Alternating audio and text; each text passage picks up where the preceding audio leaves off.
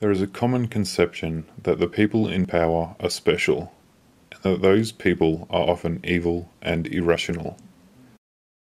Go to your typical protests and you'll see imagery depicting those in power as evil or irrational. You'll see parodying of those in power or the burning of a symbol that represents them.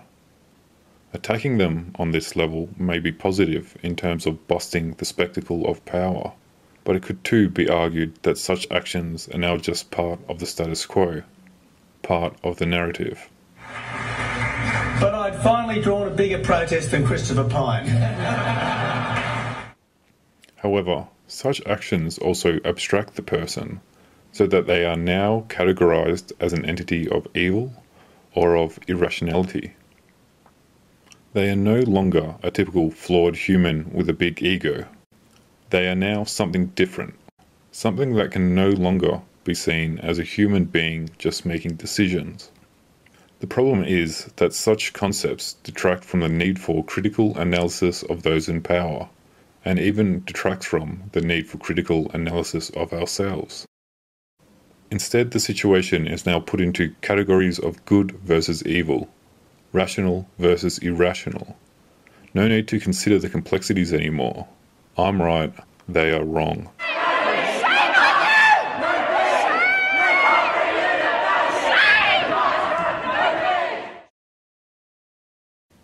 There is no such thing as true rationality. Rationality is an assessment based on values.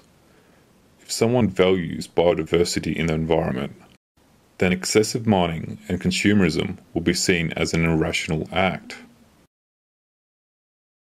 If someone values cities with tall skyscrapers and sees mining as the ingenuity of man, then things like mines and consumerism will be regarded as positive and rational. We have to question our values and what we deem to be rational.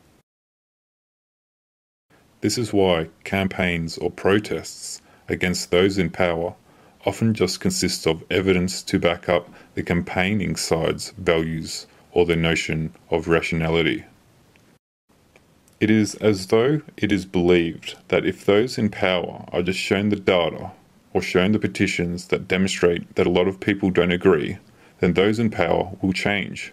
The Minister found friends for his side of the argument. Here we have 12,000 signatures supporting action on climate change. 12,000, fantastic. Yeah. Well, it's no surprise that this doesn't work. This is because those in power aren't evil idiots, but instead hold different values. It is not as though they secretly agree but are not complying due to some twisted reason.